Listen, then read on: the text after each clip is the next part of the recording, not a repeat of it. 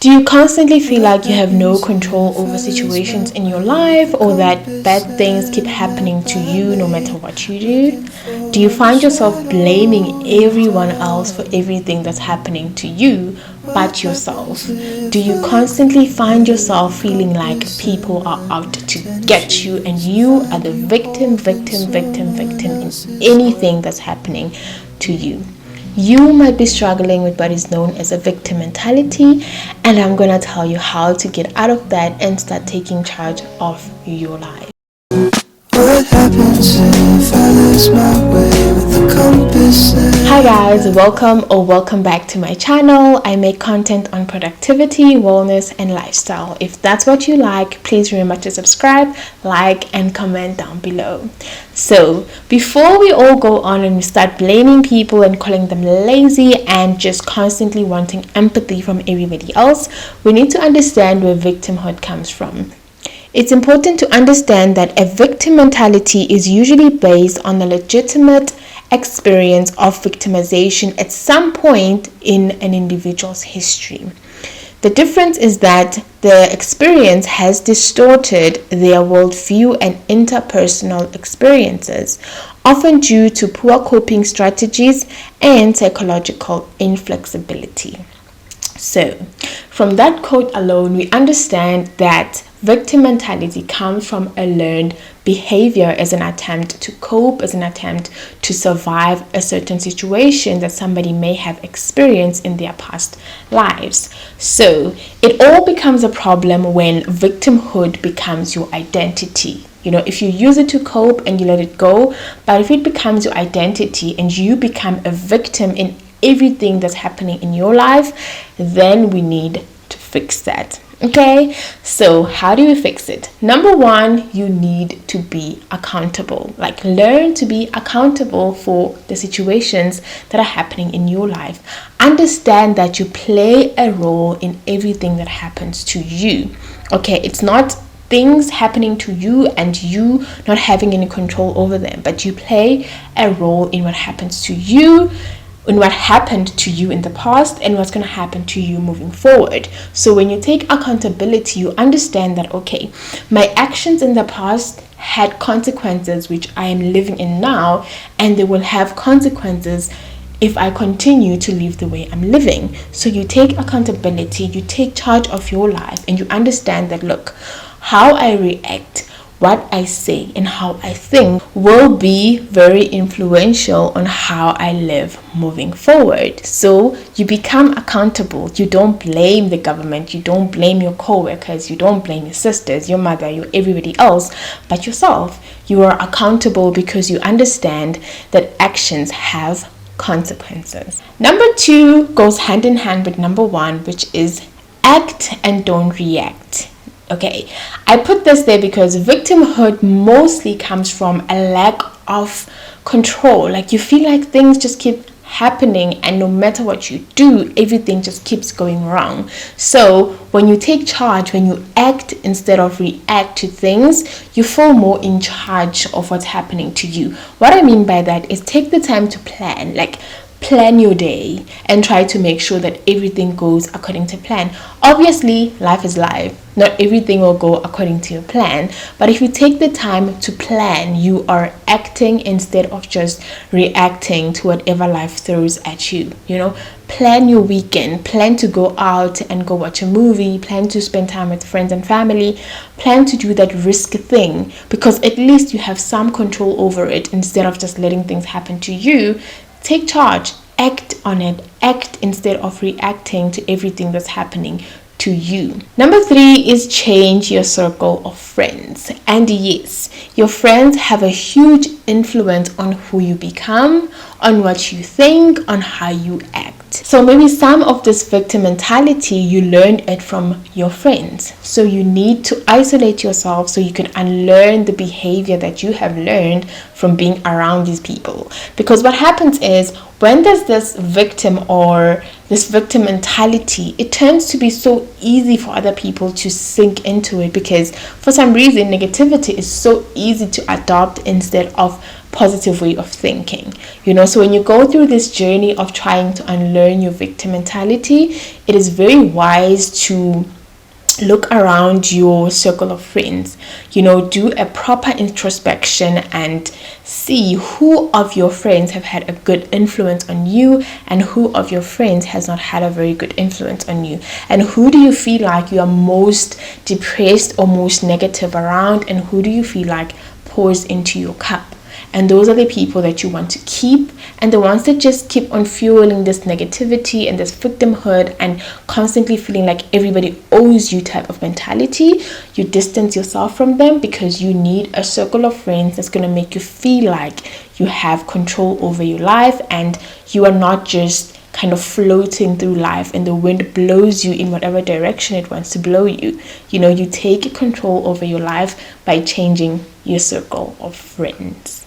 Number 4 is to practice gratitude. I know. We hear this almost every time, but it's true. Okay, you hear it because it's true and we take it for granted. If you are somebody who's constantly stuck in this negativity loop, you don't see any positivity in life, even in good, happy situations, you find a negative in it. And if you are that type of a person, then you will never find good in anything if you fail to see it in the small things. So practicing gratitude on a daily basis primes and it trains your mind to constantly be looking for things to be grateful for. If something as small as somebody was kind to you and said thank you and please, or somebody was able to assist you with finding a ticket to somewhere, or maybe you lost your keys and somebody was able to help you find your keys. Like, if you're somebody who can be grateful for such small acts of kindness, then you will, with time, learn to be grateful for all the bigger things that are to come into your life. But if you can't find the pleasure, you can't find happiness in the small things, you won't find it in the bigger things. So if you learn to be more grateful for the little that you have, for the food that you are able to fill your tummy with, for the roof over your head when it's raining while other people don't have it, then you will be able to be more appreciative when you get that big promotion or when you get to live in a bigger house and all of that. But if you are somebody who is sinking and is stuck in this victim mentality, which goes hand in hand with negativity, you are most likely not going to see any goodness in anything that is around you. So practice gratitude daily. How do we do this? You can take 5 minutes of your day, either in the morning or in the evenings, where you just write down a few things that you're grateful for. And I always say, even if it's the same things that you were grateful for the day before, write it down again the next day. I like to say I'm grateful for my family, I'm grateful for friends, I'm grateful for a job, I'm grateful for a roof over my head, I'm grateful for a loving partner. And then the next day, I'll try to look for other things that I was not able to see the day before. But if it's still the same things that I feel I'm grateful for today, also write it down, because gratitude is gratitude and you can never be too grateful for something, if that makes sense. Okay. Number 5 is practice self-compassion. This means understand that bad things happen in life and it's just part of life. It's not you. It should never be a part of your identity. You should never identify as the bad situations that are happening to you. Like, things happen, let it go. If something bad has happened to you and it just left you feeling some type of way, okay, it happened, you got over it and you move on. You don't dwell on it for so long that it starts becoming you. You start becoming that person who could not achieve that one thing. No, you let it go. You don't make it a part of your personality. It happened. Let it go and give yourself grace. Learn to love yourself and understand that failure is part of success, and everybody has gone through something at some point that they had to grow from, that they had to unlearn certain things from. So it's part of life, and just learn to accept it. Give yourself grace and give yourself some more compassion. Love yourself a little bit more. Victimhood takes away the power that we have over our lives. If you go through life and you treat yourself as a victim, you have given away the power to the people around you. if you feel like, but I'm a victim to what that person did to me, you are giving the person the power to control your life, and by unlearning this victim mentality, you are taking back the power to say, okay, sharp, that happened, so I'm gonna get over it. Okay, cool, that is it, that's life, bad things happen and we let it go. And I think it's very important for us to learn that things happen, but they're not part of who we are, and to not go through life feeling like, either way, whatever I do, bad things are going to continue to happen to me. And the people with a victim mentality are very good at also manipulating the people around them. So it is very important for us to unlearn this type of bad behavior, because when we start wanting to recruit other people into this bad behavior, and we manipulate the other people, and we make them feel bad, we make them feel like they're responsible for giving us a good life, they're responsible for making us feel happy, and nobody's responsible for that other than yourself. But if you are stuck in this victim mentality, you feel like everybody is responsible for your happiness apart from yourself. So from today, let go of that victim mentality. Take charge of your life. Take charge of your happiness. Take charge of the misfortunes that happen in your life, and understand that it's all part of life. What is life without the good and the bad parts? You will not appreciate the good parts if you don't go through the bad parts. So take life for everything that it comes with it. Enjoy the roses with the thorns. Enjoy the rain with the floods. Enjoy the droughts with the rain, I guess.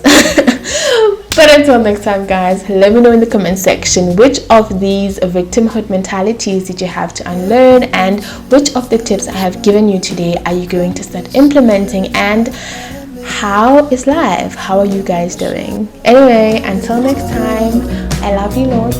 Bye. What happens if I look for you, the compass and my tennis shoes, and find you more than someone?